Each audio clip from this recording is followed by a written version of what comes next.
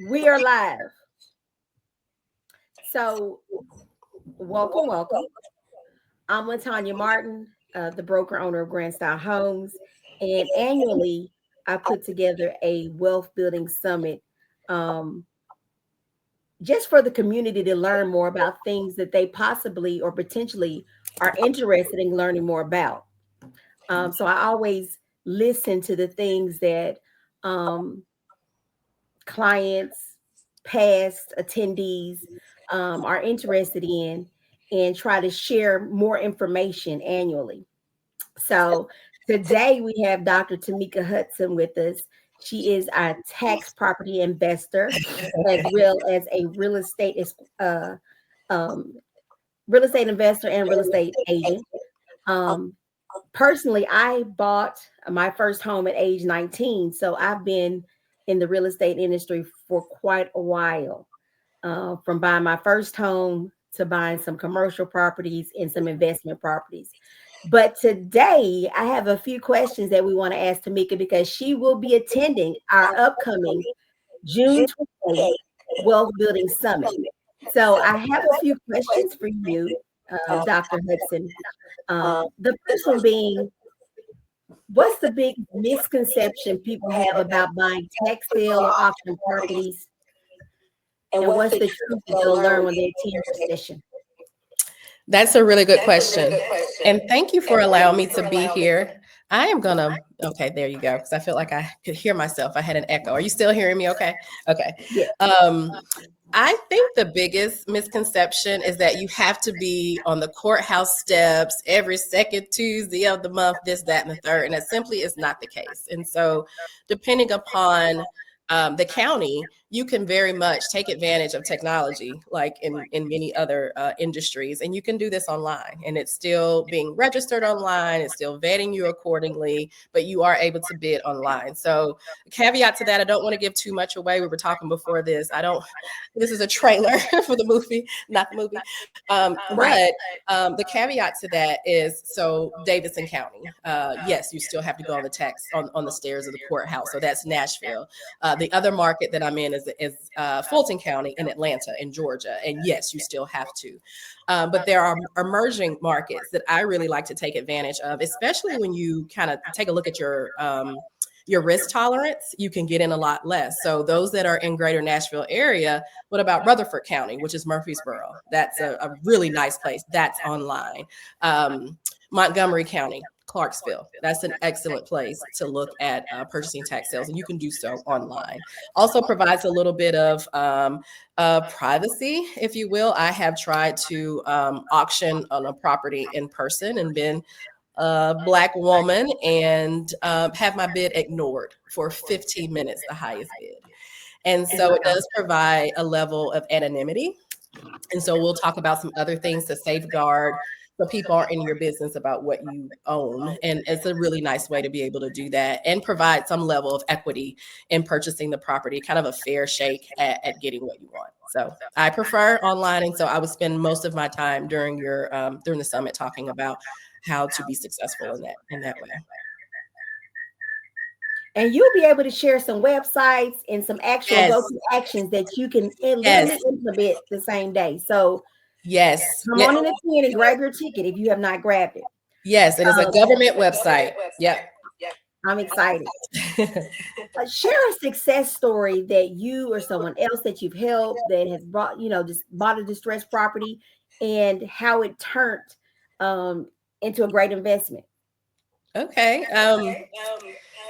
The one I'm thinking about, those close to me would probably laugh that this is the one that I'm thinking of, because it goes against everything that I will be teaching individuals about during your class. So, yes, I bought low taxes. I typically don't buy properties that have low tax debt. And I'll tell you why during the class. I did not lay my eyes on this property myself. I had never done that. That's the first property that I did in that way. And I didn't set my maximum bid. And it was a purchase of emotion. And so I'll never forget, I was in the eye doctor for my son in the waiting room, and I'm a bidding. It was an emotional purchase. So this was almost 24 acres in on St. Simon's Island, which is we're going to get to the wealth part. That this was an island that was separate from Brunswick, Georgia, and so back when there were enslaved individuals, they were able to maintain a lot of their cultural customs, diet, food, culture practices, and things like that. And that was the Gullah Geechee individuals, if people are familiar with them. And it's just miles away from where the enslaved Africans, or the Africans rather, drowned themselves than to be enslaved. It's less than a mile from this property. Is marshfront land. I can't build on it.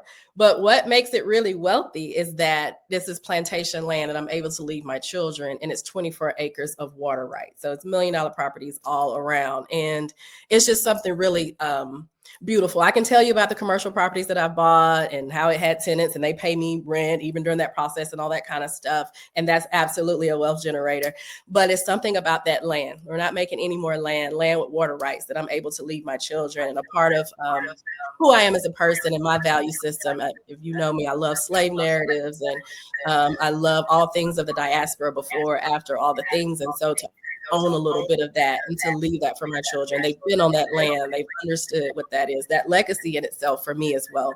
So we'll talk about a lot about wealth, I think, at your summit, but there are different ways of looking at what is wealth to you. And at this stage of my life, I love real estate. I've been successful at real estate, but it's something about being able to leave that type of legacy to my children as well. It's really beautiful. And I feel rich because of it. So. I agree.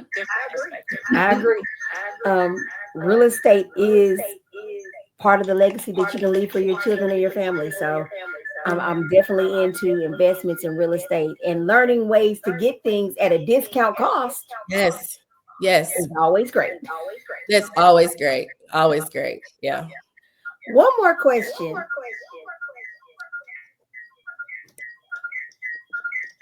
Why do you believe that now is the perfect time to learn tax sale strategies? And what will attendees walk away with that they can use immediately? Okay.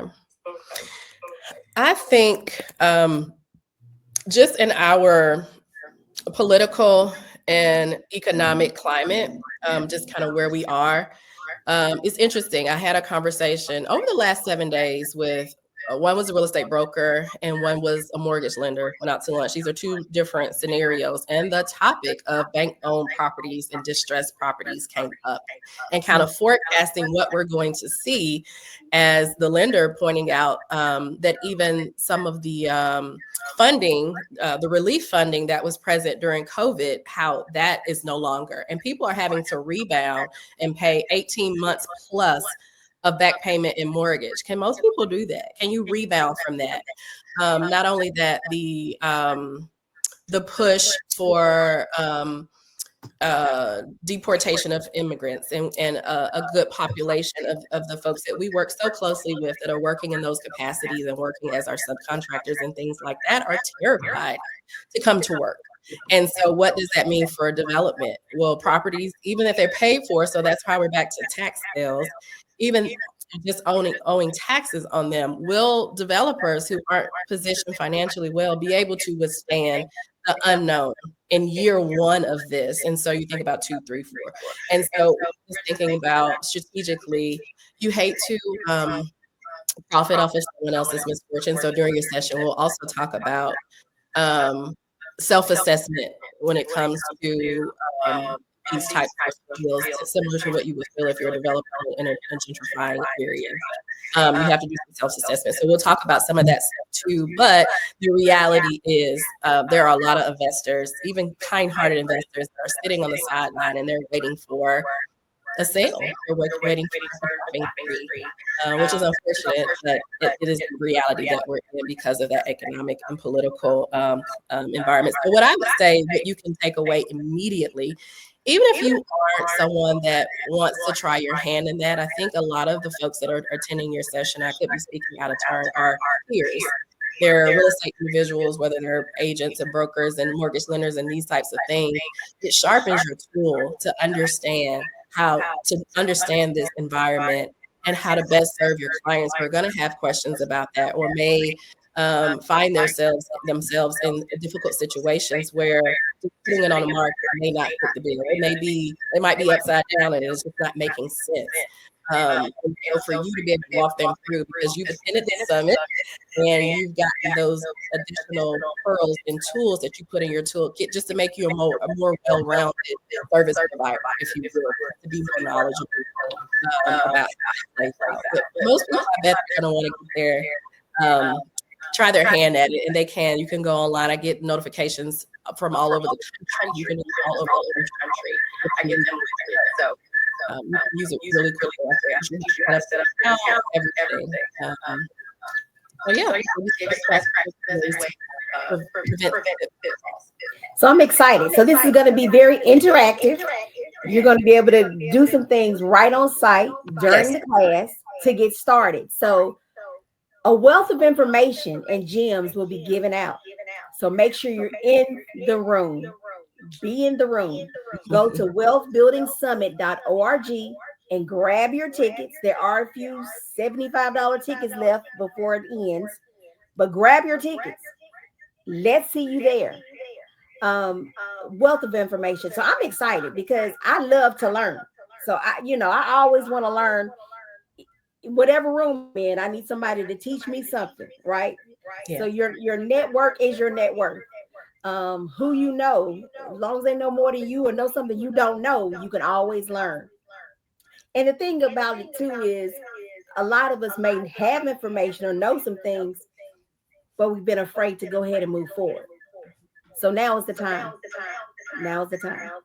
But thank you, Dr. Hudson, for coming on. I'm excited to see you on June 28th. And I'm sure we'll be talking to you before then. But thank you for joining us and sharing some gems. Absolutely. Thank you. I'm excited. I'll see you soon. Talk to you soon. Bye. Bye-bye. One more time. Let me accept.